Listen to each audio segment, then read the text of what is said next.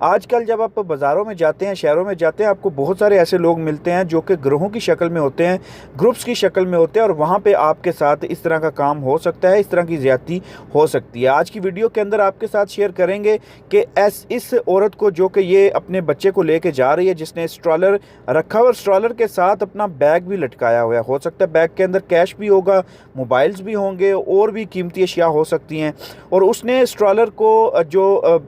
کا جو ہینڈل ہے وہاں پہ بیگ کو لٹکایا ہے، اور 3 بندے اس کے پاس آتے ہیں۔ 3 بندوں میں سے ایک جو بندی ہے وہ اس کو بولتی ہے کہ آپ کے بچے کا جو پاؤں ہے وہ نیچے پھنسا ہوا ہے، آپ اس سے پاؤں کو نکالیں، کیونکہ انہوں نے اسی بندے کو ٹارگٹ کیا ہے جس کا بیگ اسٹرالر کے ہینڈل کے ساتھ لٹکا ہوا ہے۔ جیسے ہی وہ بندی ادھر اپنی باتوں میں ہوتی ہے، اس کو مخاطب کر کے وہ بندی، یہ جو ابھی دیکھ رہے ہیں آپ کوٹ والی، یہ اس کو بولتی ہے کہ آپ کے بچے کا پیر نیچے پھنسا ہوا ہے اسٹرالر کے ساتھ، اس کو اپنی باتوں میں لگاتی ہے۔ وہ بالکل نیچے اپنے بچے کے پاؤں کو دیکھ رہی ہے، اسٹرالر کو دیکھ رہی ہے۔ پیچھے کھڑی جو 2 خواتین ہیں، ان کا تعلق بھی اسی گروہ کے ساتھ ہے۔ وہ اپنی باتیں کرتے کرتے اس کا جو بیگ ہے وہ ہینڈل سے اتار کر لے جاتی ہیں، اور اس کو کانوں کان خبر نہیں ہوتی۔ وہ اپنے بچے کا پاؤں ٹھیک کرنے کے لیے نیچے ہوتی ہے، نیچے بیٹھتی ہے، اور وہ پیچھے سے بیگ اٹھا کے لے جاتی ہیں۔ اس طرح کے واقعات بہت سارے ہو رہے ہیں۔ اپنے آپ کو اٹینٹیو رکھیے جب بھی آپ بازار میں جاتے ہیں،